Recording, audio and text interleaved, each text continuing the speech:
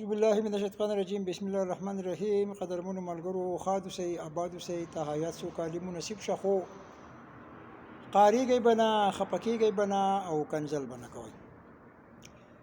ځکه چې دا یو حقیقت دی چې نن سبا مولانا فضل الرحمن صاحبو ډېرې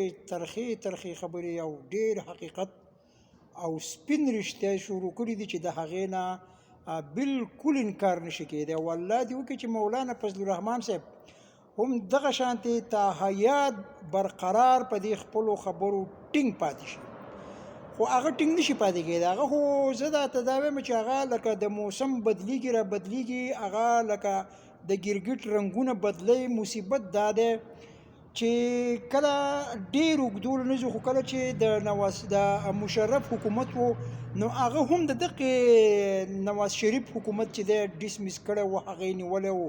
او په دې ملک باندې ډاکه غورځولې وه خو چې کله ام ام ای جوړ شو نو په هغې کې د مشرف سره اوږه په اوږه باندې دی روان و جامعه حفصه شهیده شوله لال مسجد شهید شو په باجوړ کې مدرسه چې کوم دی هغه شهیده شوله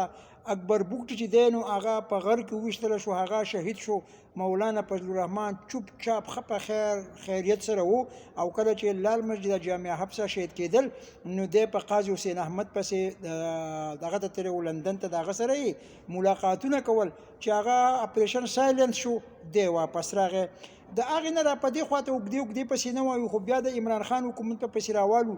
چې کله د عمران خان حکومت راغی هغه د یهودیانو ایجنټ هم و او هغه چې سنۍ هغه و او په خوله چې بوله ورتلل هغه به و خو چې کله پی ډي ایم جوړ شو او د پی ډي ایم سربراه شو د هغه حکومت ونړېدو او هر څه ګران شو د هغې ګرانۍ نه یو په څلور په بره باندې لاړو د بیا په هغه وخت کې خدا کے لیے چپ ہو جاؤ کو خدا کے لیے چپ ہو جاؤ کوئی بحران نہیں ہے نو د پی ډي ایم په وخت کې چې دی نو د بیا نه د اسلام چغه وهلې ده نه د اسلام د مذهب چغه وهلې ده هیڅ قسم د اسلام نوم یې نه ده اخیستی ځکه چې د ده بچو ته وزارتونه میلاو شو او د دغه یو خپل چونه هغه ته ګورنري میلاو شوي وه اوس دا وخت چې دی نو هغه زما صاحبه بیا په حکومت کې نشته دی اوس په حکومت کې نشتي نو کله د په پوج پسې خو 24 ګنټې لګیا دی او که ته خراب شو نو زه به دا چل وکړم او چې سنۍ هغه وله په خوله باندې ورځي نو اوس بیا هغه کور ته نه ځي په بهر ګرځي څنګه چې د عمران خان په حکومت کې نو قدرمنو د دې خبرې موږ تایید کوو مولانا صاحب چې دا اوس کمې خبرې کوي به د الیکشن نه وروستو او کم سپین رښتیا وایي نو کاش چې د دغه شانتې ویلی دی په خپل موقف باندې ولاړ وی اوس دا چې څوک ته تپوس وکړي عمران خان چې دی هغه